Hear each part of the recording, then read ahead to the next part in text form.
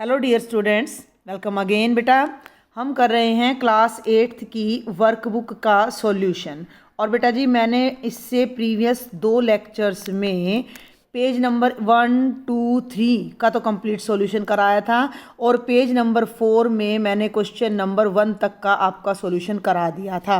अब ये हमारा पेज नंबर 4 ही है, आप ये देख सकते हैं यहाँ पर ये पेजिंग हो रही है। ये देखिए ये पेज नंबर 4 है हमारा और पेज नंबर 4 का ये हमारा सेकंड क्वेश्चन है। ठीक है भाई, अब हमने इसमें क्या देखना है, क्या सीखना है, ये भी साथ साथ देखना है। हमारा काम केवल वर्कबुक पूरा करना नहीं है, साथ साथ हमने कुछ सीखना भी है। इससे पहले हमने समवृत्त का नियम सीखा था। अब हम जो नियम सीखने जा रहे हैं, पहले मैं आपको उसका नाम बता देना चाहूँगी। उसका नाम है क्रम विनिमय, क्रम विनिमय नियम। ठीक है, और इंग्लिश में उसको बोलते हैं कॉम्यूटेटिविटी। इस बात का क्या मतलब है? इसका मतलब है कि क्रम माने ऑर्डर, विनिमय माने अदला बदली करना, ऑर्डर बदलना। किसका ऑर्डर? मान लीजिए मैं कोई 2 नंबर ले रही हूँ, 3 और 4, और दोनों को मैं जोड़ दूँ तो कितना आएगा? 7 आएगा। अब इनके क्रम को, ऑर्डर को, इनके जिस क्रम में ये हैं उसको मैंने बदल दिया। यानी कि क्या था कि 3 पहले नंबर पे था, 4 दूसरे पे। अब मैंने 4 को पहले नंबर पे कर दिया और 3 को दूसरे नंबर पे, और अब मैंने इनको जोड़ा तो भी मेरा उत्तर 7 आ रहा है। यानी कि इनके क्रम की विनिमय माने होता है अदला बदली, विनिमय माने होता है उल्टा पलटी, अदला बदली। एक की जगह दूसरा, दूसरे की जगह पहला कर दें। ध्यान से समझें इस बात को कि मैंने 3 की जगह 4 कर दिया, 4 की जगह 3, तो भी मेरा उत्तर 7 आ रहा है। अर्थात अगर मैं 2 संख्याओं a और b को जोड़ती हूँ तो a में b को जोड़ूं या b में a को जोड़ूं तो हमारा उत्तर समान आता है, हमारे उत्तर पर कोई फर्क नहीं पड़ता। यह नियम हमारा क्रम विनिमय नियम कहलाता है और आज के लेक्चर में हम इसी नियम को समझने जा रहे हैं। ये देखो भाई, प्रश्न संख्या 2 ये कहता है रिक्त स्थान भरो। तो भरते हैं 2 जमा 5, बड़ा ही सरल है 7, 5 जमा 2 ये भी सरल है 7।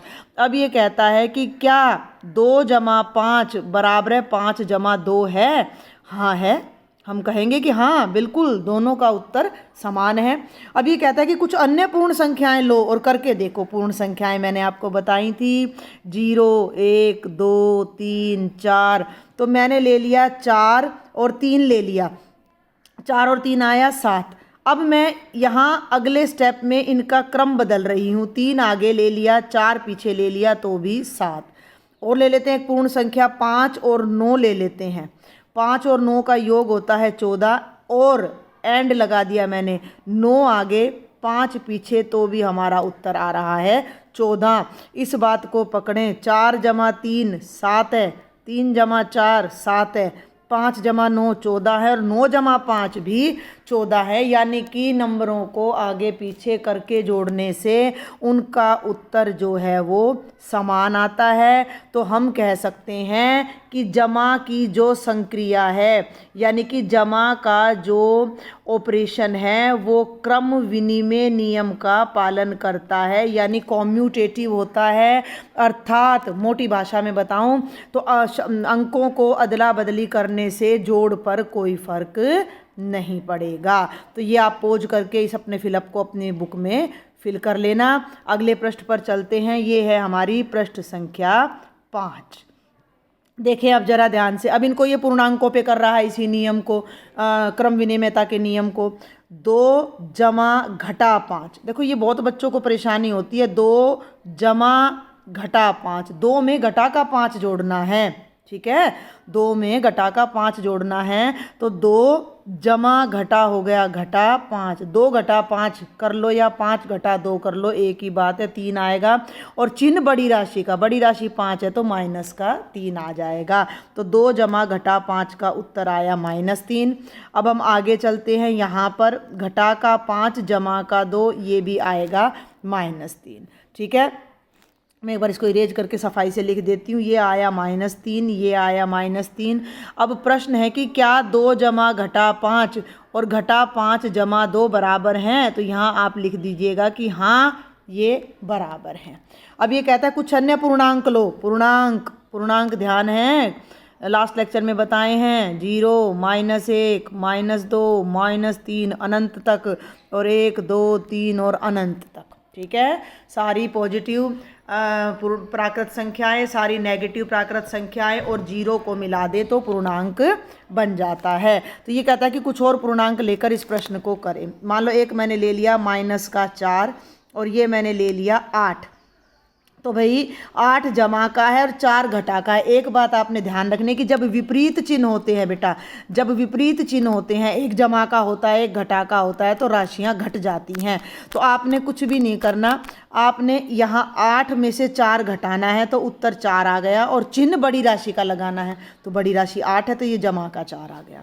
अब अगले कॉलम में यहाँ पर मैं क्या करने जा रही हूँ, क्रम बदल रही हूँ। 8 आगे ले लिया, घटा का 4 पीछे ले लिया, ये बन गया 8 जमा घटा का 4। तो ये भी हमारा कितना हो गया, 4। आप ध्यानपूर्वक देखो तो ये दोनों उत्तर आपके समान आ रहे हैं। थोड़ा सा मैं इस पेज को सफाई से भर देती हूँ ताकि आप यहाँ से देखकर एक बार अच्छे से अपनी वर्कबुक पूरी कर सको। मैंने यहाँ लिया था घटा का 4 जमा 8, 4 आया, और फिर मैंने लिया 8 और यहाँ लिया घटा का 4 तो भी 4 आया। और ले लो भाई, कोई और संख्या ले लो, कोई और संख्या ले लो। मान लीजिए मैं ले लेती हूँ 3 और घटा का 10। फिर विपरीत चिन्ह है बेटा, तो 10 में से 3 घटाएंगे 7, और 10 बड़ा है घटा का है तो घटा का चिन्ह आ जाएगा। और घटा का 10 पहले ले लिया, यहाँ लाइन खींच लेते हैं, पार्टीशन कर लेते हैं, और जमा का 3 ले लिया तो भी 10 में से 3 गए 7, और 10 बड़ा है तो माइनस का चिन्ह आ जाएगा। तो इस बार भी हमारा उत्तर क्या आ रहा है, बराबर आ रहा है। तो यहाँ इन बातों से क्या सिद्ध होता है कि जो पूर्ण प्राकृत भी आ जाता है इसमें, जो पूर्ण संख्याएं हैं, जो पूर्णांक है, वो क्रम विनिमयता के नियम को पूरा कर रहे हैं। ठीक है भाई, आगे बढ़ूँ। अब मैं थोड़ा सा ऊपर कर लूँ, यहाँ तक का आप अपनी बी पार्ट को अपनी नोटबुक में, अपनी वर्कबुक में भर लीजिएगा। चलिए भाई आगे बढ़ते हैं। अब हम आ जाते हैं सी पार्ट पर। सी पार्ट क्या कहता है, सी पार्ट अब हमारा लागू हो जाता है किस पर, परिमेय संख्याओं पर।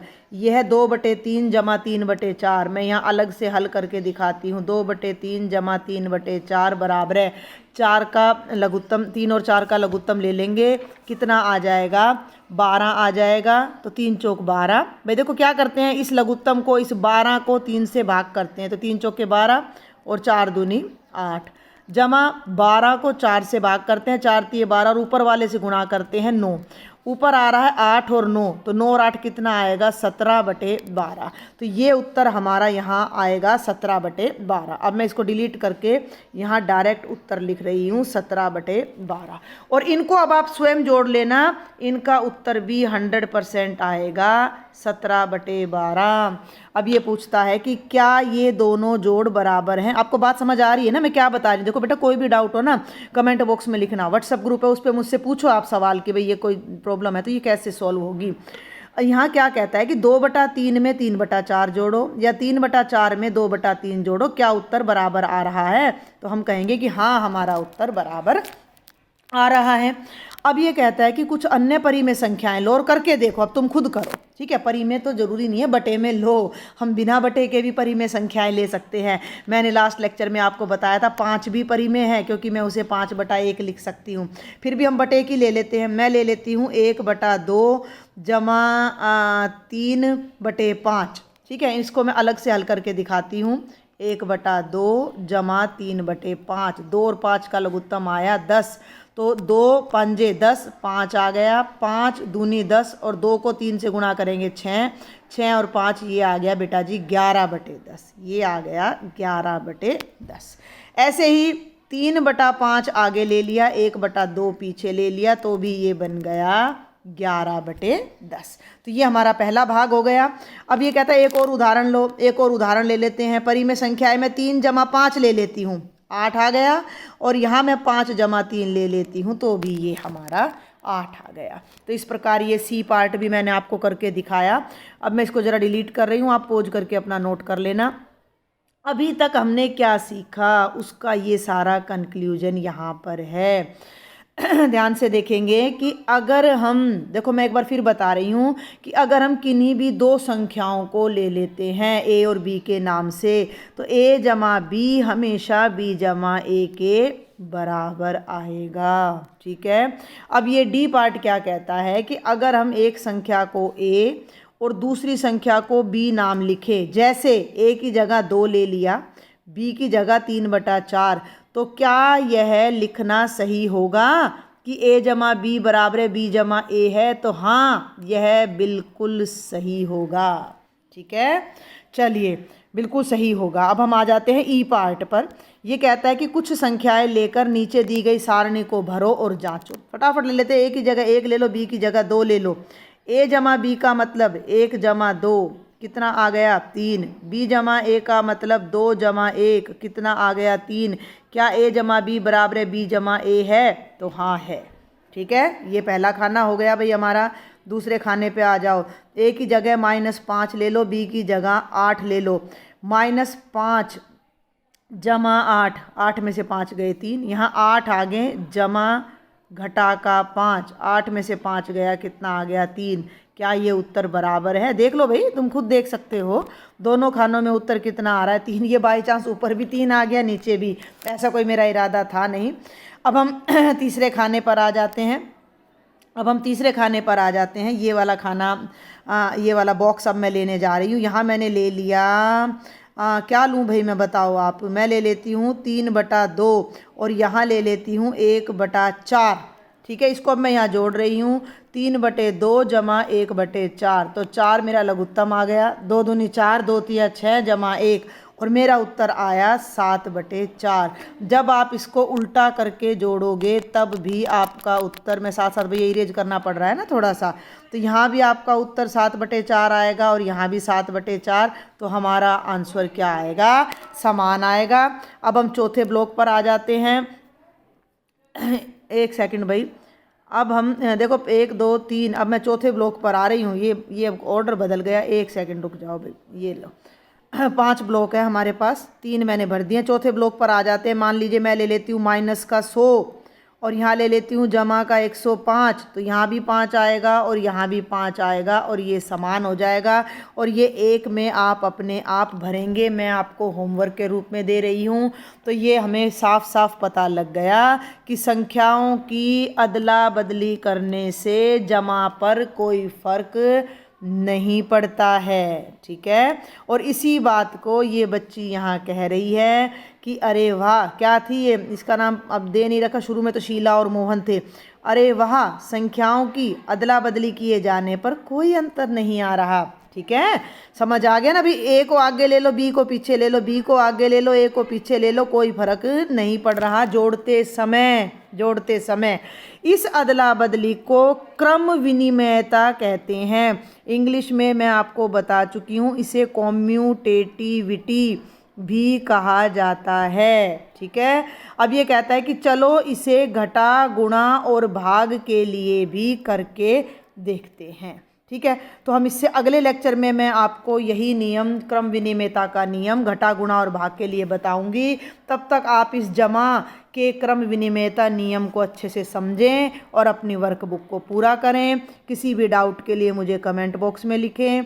अगर मेरा लेक्चर अच्छा लगता है आपको तो प्लीज़ आप ज़रूर से ज़रूर सब्सक्राइब करें, ज़्यादा से ज़्यादा फ्रेंड्स को शेयर करें। Thank you.